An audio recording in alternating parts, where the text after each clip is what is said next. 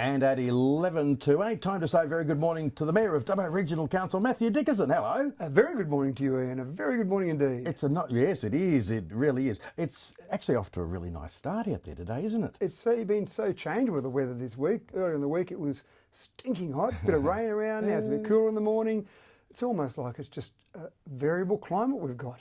Funny that, isn't it? Matthew, you've got some really good news about working with retaining GP registrars and students locally. What's this about? We've got two things we've done this week, and one, I'll talk about the students first.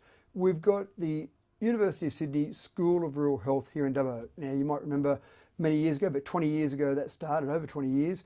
And in that first iteration, we had years 3 and 4 students come to Dubbo. So at that time, you'd start your university degree in medicine at the University of Sydney, and then after year 2 you could actually apply to go out to some regional locations including Dubbo.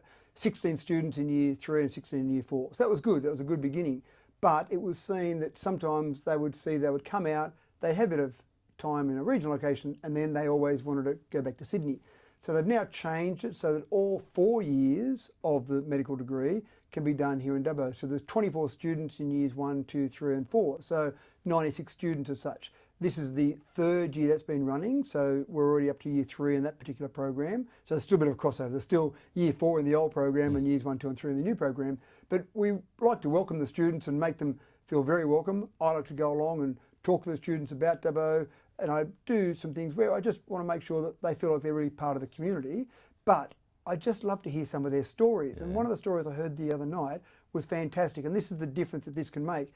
The students, when you do medicine at the University of Sydney, you've already done your undergrad degree. Right. So they're at least, say, 21, 22 years of age, but normally they're a little bit older than that.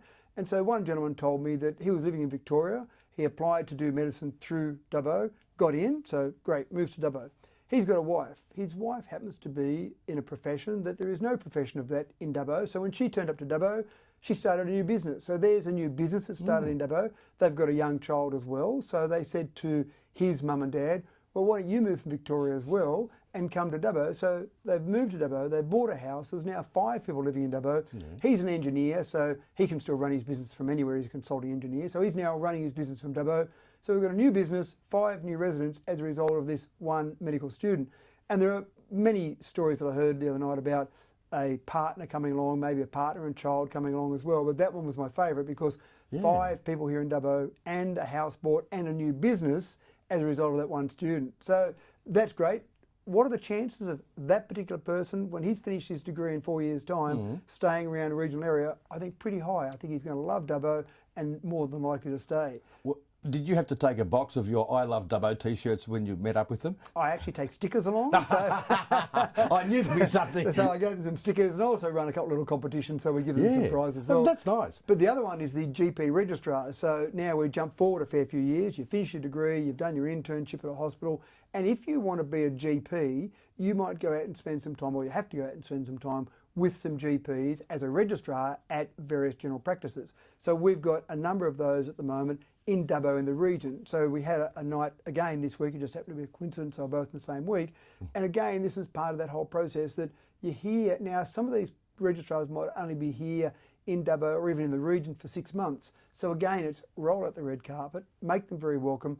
And we have some people come along and talk to them about some of the things they can get involved with in Dubbo. They've just come and started their registrar process right now. So we want to make sure that they know that they're very welcome. If we can get them involved in the community, if we can get them absorbed by the community, part of it, maybe play some sport, join a club, maybe get involved with the Rotary, whatever it might be, then we think they're much more likely to stay here in Dubbo. And obviously that's really important from our perspective, is if we can keep them here in Dubbo or regionally, then that solves part of our doctor shortage problem. I keep hearing more and more from people who have made that move to Dubbo. They say, wow, it's just so much easier to do everything you need to do out here than it was, say, in, say, Sydney or wherever else they've come from.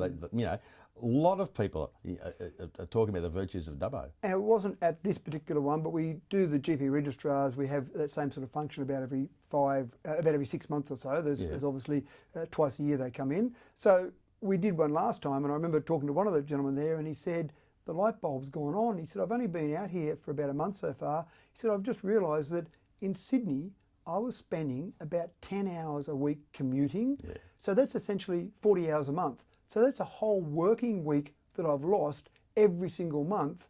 When I compare what I'm doing out here, he said, I just can't believe that it hasn't, the light bulb hasn't gone on You before. can take up a new hobby with that time that he's going to. It's a large amount of time, isn't it? Absolutely, absolutely. Hey, yeah, also there's a story too. We do have a rich tapestry of culture, art and community spirit here. One of the things that's become a feature is the Dream Festival. But there's how should I put it? I'll let you tell the story of this. Sure, Sorry. thank you. So we actually had a workshop recently about the dream. Now, a workshop is not somewhere where we make decisions. We have discussions with workshops. We can delve in much deeper. We might spend an hour, 2 hours just on one topic at a workshop. So when we finally get to a council meeting, we've got a lot of research and background.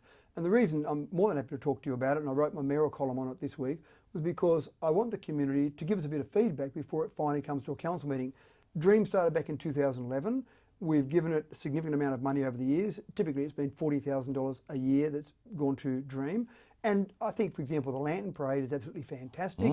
And you start to look at what else is wrapped up with Dream, and there's other various functions wrapped up. The Dream Committee got to the stage where they believed it was too big for the volunteer committee to run it, so they more or less handed it back to council. So now we're contributing $40,000 and staff time to run it. And I suppose the big discussion for councillors now is to say, do we want to keep running it in council? Do we want to try and find some volunteers again? Do we want to give it more money to keep boosting it, or the same amount of money, or less money, or stop all funding for it? Could we use that funding in some other way? And part of the discussion around this, Iain, has really been driven by the fact that we are focused on making sure we keep the bottom line of council in good order, and that means looking at every dollar we spend on everything that we do. So that's just another thing. And again, we'll get together with some of the former committee members and talk to them and get some feedback from them. But talk to your favourite councillor, tell them what you think of Dream and whether or not it should be funded more, less, or do it differently. I think it's been good so far, but again, is it time for it to stand on its own 2 feet, or should we keep propping it up? These are all the discussions we've got to have. I guess you'll be looking at all sorts of metrics with this, I suppose. How much it generates. I mean, Victoria Park was chockers last time. I couldn't get over the crowd that was there. And one of the really important things for something like that is that we bring in people from outside Dubbo to various events in Dubbo, which is great. It boosts the economy. So the touch footy that's coming up in a couple of weeks' time, that will bring in 7,000 people from across the state. Fantastic.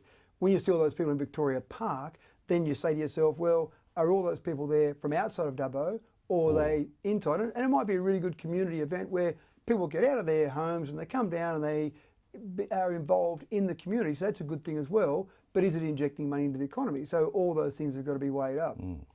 Matthew Dickerson, I guess this is the last time that we shall chat in this capacity on a regular basis. And as I, go back to my substantive role after today, off air, I just want to say thank you for being so approachable, so available, and always willing to answer my questions. I really, really appreciate that. It's been my pleasure, and I've been thinking about it now. You did mention when I came in the studio that was your last day, so I've just been thinking about a little limerick for you. So I've got a little limerick for you, Iain.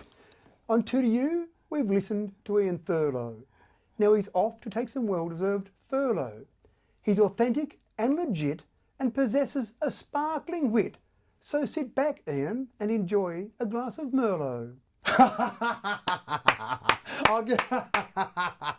I love that. I'm glad I've got a recording of that. Now you make it hard with your surname of Thurlow. Yeah. It's not easy to get things to rhyme. Exactly with right. Thurlow. Yeah, well, actually, I'm not the first presenter that ended in an O here. That's been a bit of an affliction here for a while, hasn't it? Maybe. But anyway, thank you for Yeah. giving me time on air every single week to talk to the residents. Part of my job, and it actually says this in the Local Government Act, is communication, and this is a really important tool for me, using your radio station to be able to communicate with the public of Dubbo. By the same token too, we enjoy the fact that we can get that information out there, and we learn a lot, from chatting to you, and we can follow up other leads and that. Matthew, we'll keep chatting to each other. No doubt we're running to each other all the time. Thank you very, very much for coming in today. Thank you, Iain. My pleasure. To you. It is now 2 minutes to 8. We have the latest in news, sport and weather for you at 8 o'clock.